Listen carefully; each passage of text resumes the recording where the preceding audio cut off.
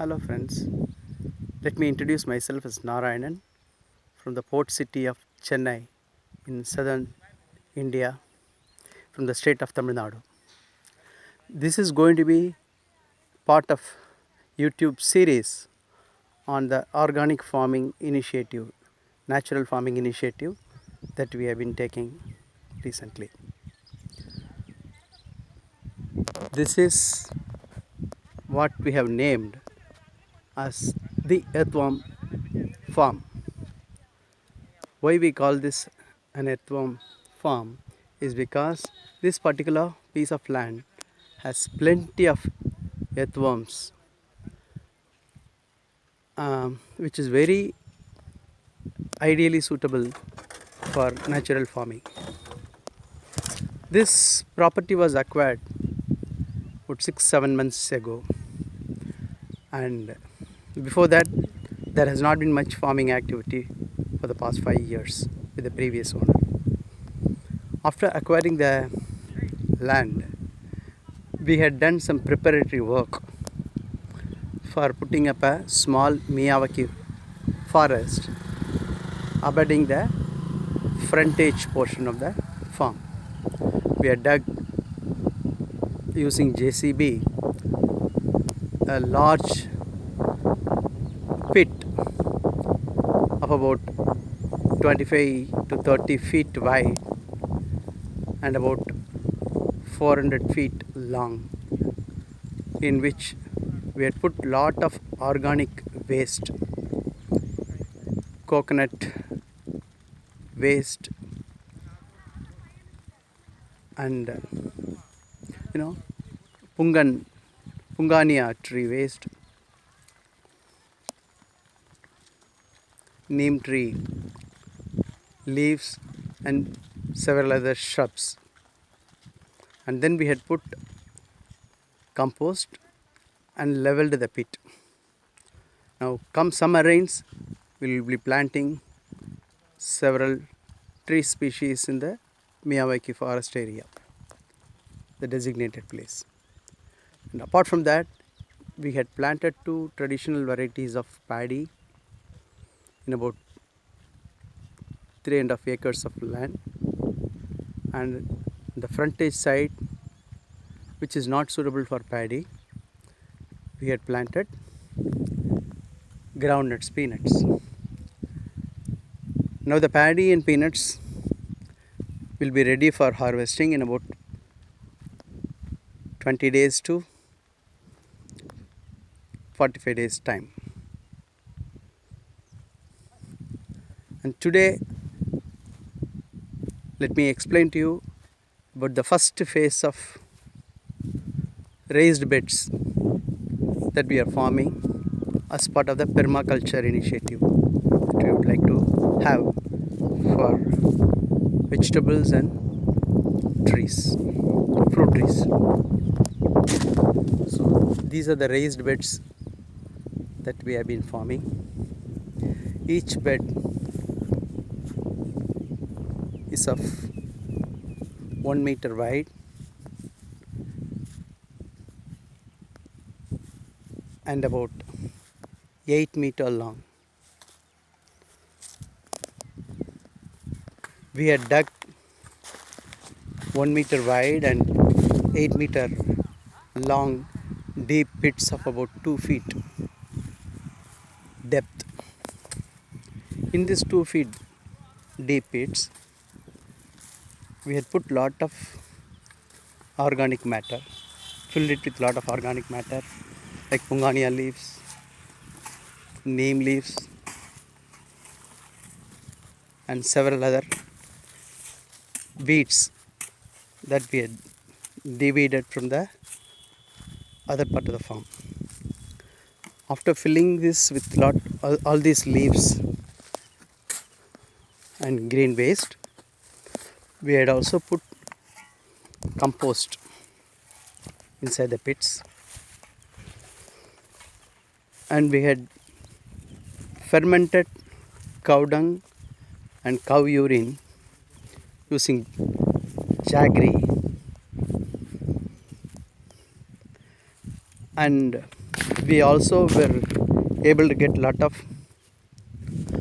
pulses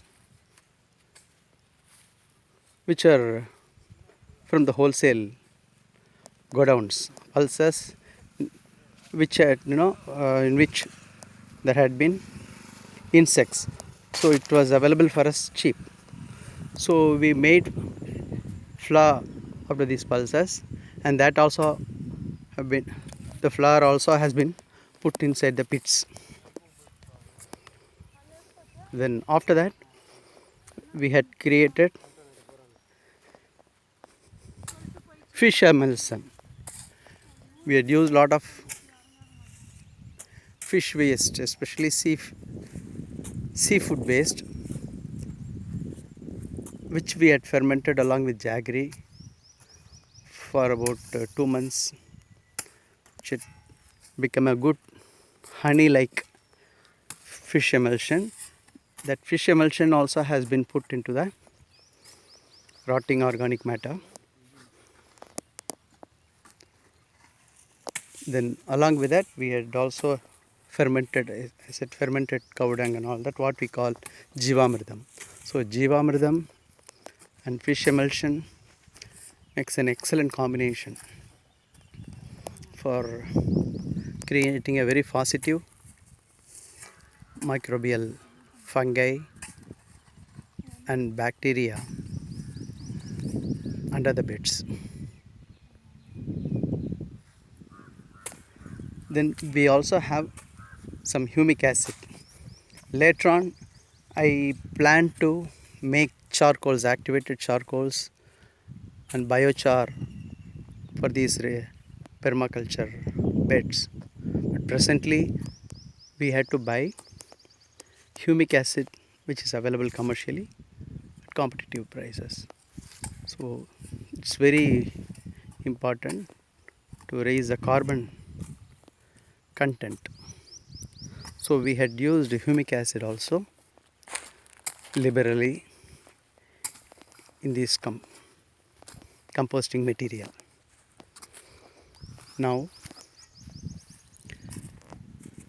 these 1 meter wide pits are being filled with topsoil and the beds are being formed. Now once we form these beds and charge them with plenty of water, we have presently access to lake water, which may come for another 15 days or so. As the peak summer sets, then we have to depend on our well water, ground level water. So once these raised beds are ready, we have access to these cardboards. So we will be laying the cardboards on top of these raised beds to provide a cool environment for the earthworm and microorganisms, and it also act as a mulch and prevent weeding and also retain the moisture in the raised beds during this torrid summer that we expect. Now once we cover these beds with the cardboard, we will be wetting them with water so that the cardboards stick to the raised beds. Then after that we have the saplings ready, especially the tomato. Presently we have tomato, 2-3 varieties of brinjal,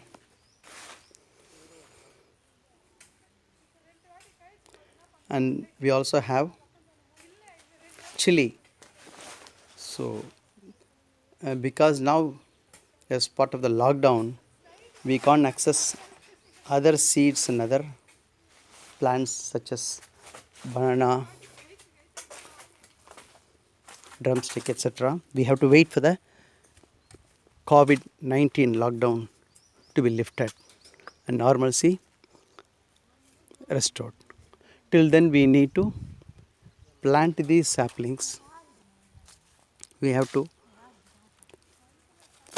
accept the reality. So presently we will not be able to plant beyond brinjal, tomato and chili in these raised beds, but we also have some seeds with us in stock. We have to see which are the seeds which are still in good condition, which will sprout. We have to check the quality of the seeds, and if we find the seeds to be okay, or if the seeds seem to be sprouting, then we'll be putting these seeds also along the boundary of the raised beds,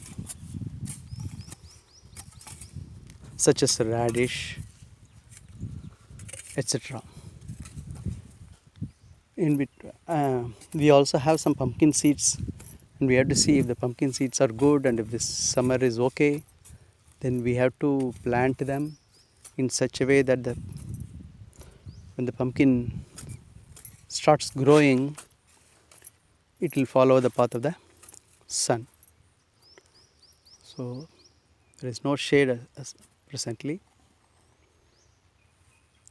Along the periphery of the fence, we propose to dig small pits and plant bitter gourd. We have some seeds of bitter gourd available with us. If the seeds are good, then we will be digging pits and planting them along the fence, so that the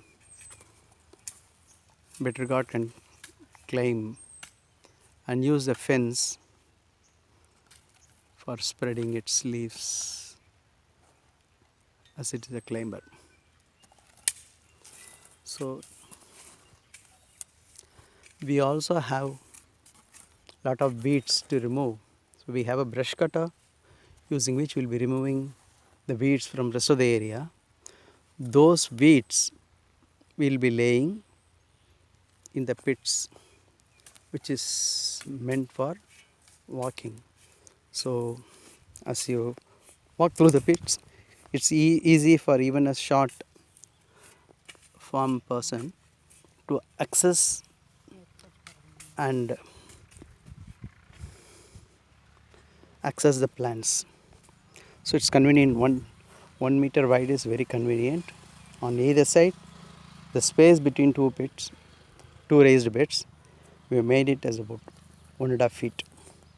So 1.5 feet is sufficient for someone to walk without difficulty while accessing on either side of the raised bed.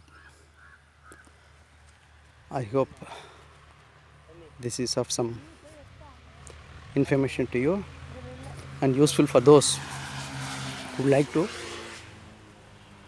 develop raised beds in an easy way. Later on, next phase, we are contemplating whether we should use physical labor or a machine like JCB to dig the pits totally, on which we can put our green waste and other manure and then form raised beds. So I have to think whether to use a JCB or labor. I have to strike a balance.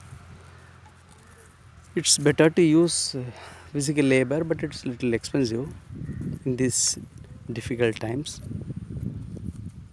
But less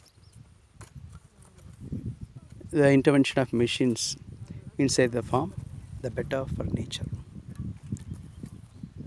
I'll come out with another video at once we cover these raised beds with the cardboard sheets and mulch them, so that you can get an update on what we are doing.